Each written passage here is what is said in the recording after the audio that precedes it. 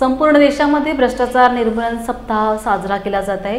त्या अनुषंगाने लाचलुचपत प्रतिबंधक विभाग कोल्हापूर यांच्या वतीने आज इचलकरंजीमधील DKT सोसायटीच्या इंजिनिअरिंग कॉलेजमध्ये भ्रष्टाचार विरोधी जनजागृतीसाठी कार्यशाळेचे आयोजन करण्यात आले होते।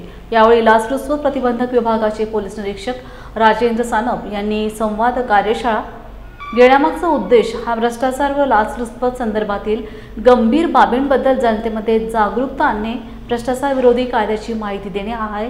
यावेळी प्राध्यापक, विद्यार्थ्यांसह कर्मचाऱ्यांनी उत्स्फूर्त प्रतिसाद दिला।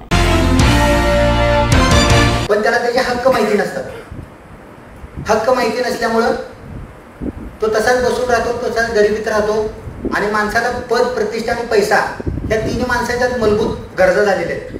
पण त्या कोणत्या मार्गाने मिळवायच्या हेच माणसाला ज्ञान नाही आहे। बरेचसे विद्यार्थी आता तुमच्यातले फॉरेनमध्ये देखील आहेत, DKTचे आहेत की नाही? बरेचसे विद्यार्थी चांगल्या पदावर आहेत। काही तुमच्यामधले जे इलेक्ट्रिकल असतील, हे असतील ते महावितरणमध्ये चांगले अधिकारी असतील, सिव्हिलमधले अधिकारी PWD मध्ये, बांधकाम खात्यांमध्ये चांगल्या क्लास 1 पोस्टवर गेलेले आहेत। बरेचसे तुमच्या मेकॅनिकल डिपार्टमेंटमधले RTO इन्स्पेक्टर झालेले आहेत, RTO मध्ये उच्च अधिकारी आहेत। म्हणजे तुम्ही जे इंजिनियर आहात ते भविष्यातले निर्माते आहात। इंजिनियर म्हणजे तुमचे उद्याचे भविष्य आहात। तुम्ही जी काय जडणघडण आहे, प्रत्येक जी गोष्ट आहे ती इंजिनियर मुळेच होते, लक्षात ठेवा। तुम्ही म्हणजे संशोधक आहात एक प्रकारचे।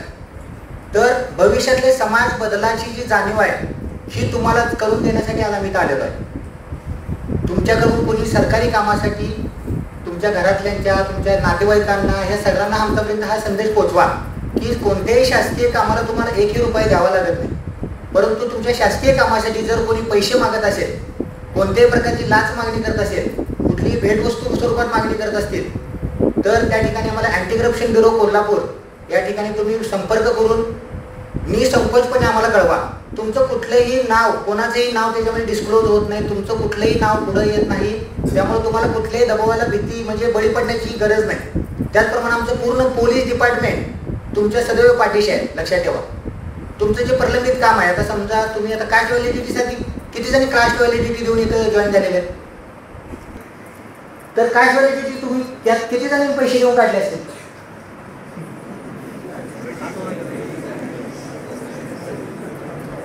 काढलेत का नाही? पैसे दिलेत सगळ्यांनी।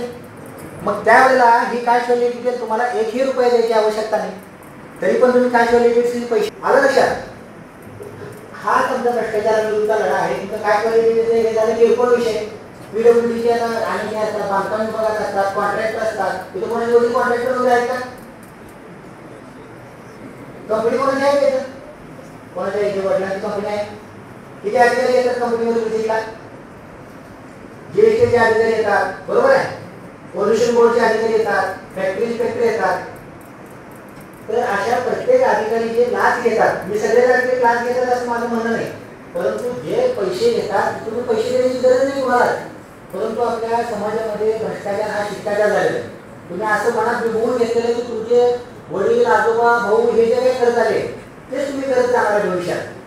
तुम्ही कुणालाही 1 रुपया न देता तुमचे हक्क आणि अधिकार जाणून घ्या की बाबा अमुक एवढे पैसे तू मागतोय, तू 1000 रुपये मागतोय, 10,000 मागतोय, किंवा 100 रुपये मागतोय, किंवा लाख रुपये मागतोय, 10 लाख मागतोय। लाचेला सीमा नाही, लक्षात ठेवा। कितीही पैसे तुम्हाला मागू शकतात। एखाद्या एज्युकेशन संस्थेमध्ये तुम्हाला शिक्षण म्हणून लागायचं, आता मला आवड म्हणून सांगितले 50-50 लाख रुपये मागले होते तुमच्याकडे। RTOचं चलन हेल्मेट असून पूर्ण हे असून तरी आपल्याकडे चलन मागायला वाढत होतं 2 व्हीलरचं। तर तुम्ही काय करायचं, त्या ठिकाणी गाडीला मग तुम्ही फोन करायचं, ज्या ठिकाणी समजा तुम्ही वाटले जातात 1 दिवसासाठी, त्यासाठी तुम्ही काय करायला ऐका। इलेक्शनचा विभाग जो आहे, इलेक्शनमध्ये प्रांत सरांनी आणि बाकी जिल्हाधिकाऱ्यांची भरारी पथकं असतात, आलं लक्षात। भरारी पथके असतात, या भरारी पथकामध्ये तुम्ही पैशाचं वाटप ज्या ठिकाणी सुरू आहे तुम्हाला दिसतंय त्या ठिकाणी तुम्ही भरारी पथकाला कळवायचं, आलं लक्षात। जे इलेक्शन ज्यावेळेला डिक्लेअर होईल त्यावेळेला भरारी पथकांचे मोबाईल नंबर प्रसारित केले जातात, सर्व मीडियावर भरारी पथकाचे नंबर येतात आणि या भरारी पथक तुमच्या इचलकरंजी विभागासाठी 2-3-4 भरारी पथकं असतात, तिथेच असतात, तुमच्या तहसीलदार अंडर असतात, तहसीलदार ऑफिसला असतात थांबून। ज्या ठिकाणी पैसे वाटप होईल त्या ठिकाणी तुम्ही ते भरारी पथकाला कळवा।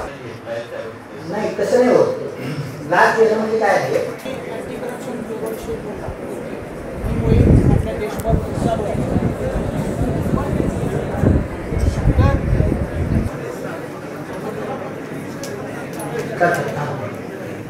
म्हणजे आता एक नवा अधिकारी आलाय जिल्ह्यात पोस्ट झाला आणि मी गेलो त्याकडे काम करायला डॉक्युमेंट्स काढायचे आणि त्यानं पहिल्यांदाच माझ्याकडनं लाचमध्ये आणि मी जाऊन कंप्लेंट केली आणि ॲक्शन पण झाला त्याच्यावर.